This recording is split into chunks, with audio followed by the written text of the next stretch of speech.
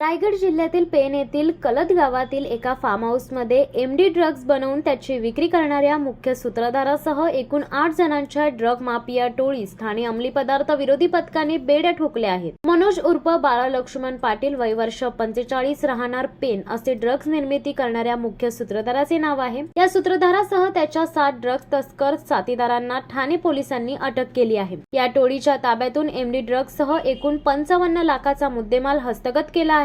ठाणे अंमली पदार्थ विरोधी पथकाने 28 डिसेंबर 2023 रोजी जयेश प्रदीप कांबळी उर्फ गोलू, वय वर्ष 25, राहणार ठाणे आणि विघ्नेश विनायक शिर्के उर्फ विघ्न्या, वय वर्ष 28, राहणार ठाणे या 2 एमडी ड्रग्ज विक्रेत्यांना अटक केली होती. त्यांच्या ताब्यातून पोलिसांनी 78.8 ग्रॅम एमडी ड्रग्ज जप्त केले होते. या प्रकरणी ठाणे नगर पोलीस ठाण्यात गुन्हा दाखल करण्यात आला होता. दरम्यान या दोघांनी एमडी ड्रग्ज कोठून आणले याचा तपास करीत असताना त्यांनी हे एमडी ड्रग्ज अहमद मोहम्मद शफी उर्फ अकबर खाऊ, वय वर्ष 41, राहणार कुर्ला, शबीर अब्दुल करीम शेख, वय वर्ष 44, राहणार कुर्ला आणि मोहम्मद रईस हनीफ अन्सारी, वय वर्ष 47, राहणार कुर्ला यांच्याकडून आणल्याचे सांगितले. त्यानुसार पोलिसांनी अकबर खाऊ, शबीर शेख यांना 5 जानेवारी 2024 रोजी पालघर जिल्ह्यातील चिंचोटी येथे 26 ग्राम एमडी व 4 किलो 850 ग्राम चरससह अटक केली. तर मोहम्मद रईस हनीफ अन्सारी याला 18 जानेवारी रोजी विरार मधून अटक केली. अटक केलेल्या तस्करांची चौकशी केली असता या तस्करांना आमिर खान नामक ड्रग्ज पेडलर एमडीचा पुरवठा करीत असल्याचे आढळून आले. त्यानुसार ठाणे अंमली पदार्थ विरोधी पथकाने 29 जानेवारी रोजी मुंबईतून मोहम्मद अमीर अमनतुल्ला खान, वय वर्ष 44, राहणार कुर्ला यास अटक केली. सदर ड्रग्ज मनोज पाटील नामक व्यक्तीकडून घेतले असून तो पेण येथील एका फार्म हाऊस मध्ये एमडी निर्मिती करीत असल्याची माहिती पोलिसांना दिली. ठाणे पोलिसांनी अधिक तपास केला असता मनोज पाटील उर्फ बाळा नामक व्यक्तीस ड्रग तस्करीच्या गुन्ह्यात गुजरात पोलिसांनी या अगोदर देखील अटक केल्याचे निष्पन्न झाले. मात्र तो गुजरात राज्यातील लाजपोर जेलमधून पॅरोलवर मार्च 2023 मध्ये बाहेर येऊन नंतर परत जेलमध्ये हजर न होता फरार झाल्याची माहिती समोर आली. अखेर 6 फेब्रुवारी रोजी मनोज पाटील उर्फ बाळा, वय वर्ष 44, राहणार पेण याला रायगड जिल्ह्यातील खालापूर येथून अटक करण्यात आली. तसेच त्याचा साथीदार दिनेश देवजी म्हात्रे, वय वर्ष 38, राहणार पेण यालाही पोलिसांनी 10 फेब्रुवारी रोजी अटक केली. रायगड जिल्ह्यासह पेण तालुक्यात एवढ्या मोठ्या प्रमाणात ड्रग्जची निर्मिती होत असताना स्थानिक पोलीस ठाण्याला याची भनकही लागत नसल्याने आश्चर्य व्यक्त केले जात आहे. गांजा व इतर अंमली पदार्थांची सर्रास विक्री होत असते.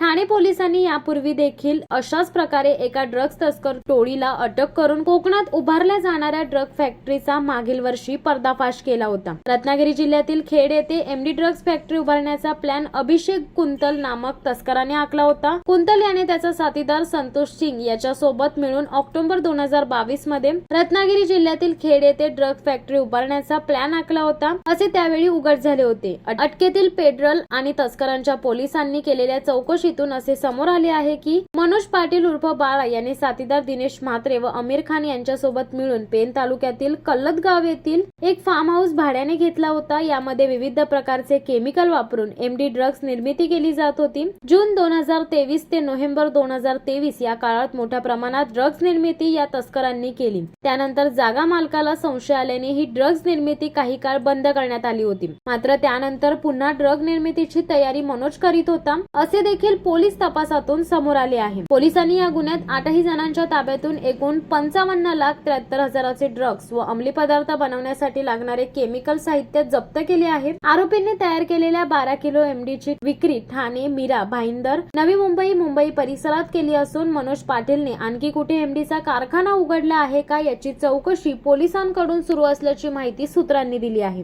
शिवसत्ता टाइम्ससाठी देवा पेरवी, पेण. दे धडक बेधडक वृत्त देणाऱ्या आपल्या शिवसत्ता टाइम्स न्यूज चॅनलला लाल बटन दाबून सबस्क्राईब करा आणि बेल आयकॉनला क्लिक करायला विसरू नका.